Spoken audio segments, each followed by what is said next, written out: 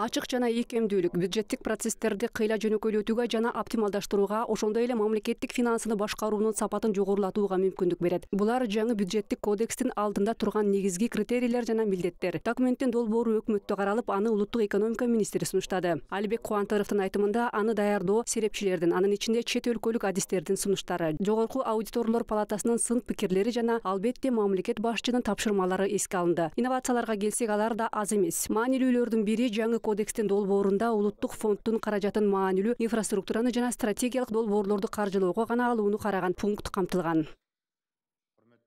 Аса маңызды объектилерге жұмыс орындары мен кошумча салыктар беретін зауыт. Критикалык объектилердин катарына мисалы фабриканын курулушу кирет. Ал жумуш менен камсызгат жана кошумча салыктар болот. Же жашоону камсыз кылуучу инфраструктура. Жалпы өлкө боюнча ыңгайлуу мектептер долбоору сыяктуу бир эле учурда бир нече облустун аймагында бир нече объектилер курулуп жатат. Өзүнчө беренеде балдар үчүн улуттук фонд жөнүндө жоболор камтылган. 2030 жылга чейинки мамлекеттик каржыны башкаруу концепциясына ылайык, булар 18 жашка чыкканга чейин балдарга жыл сайын топтолгон максаттуу каражаттар болот. Улуттук фонддон каражаттарды алуунун көлөмү максаттуу талаптардын көлөмү менен чектелет.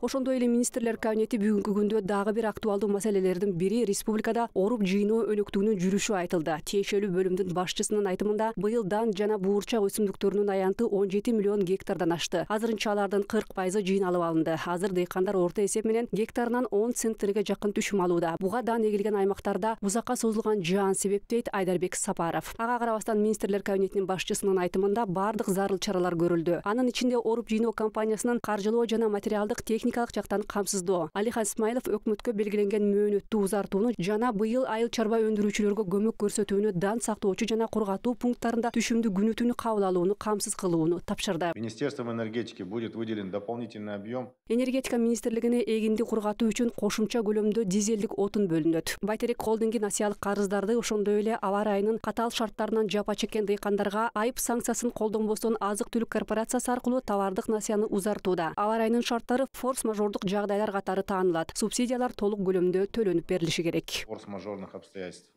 Надо осуществить выплату в полном объеме.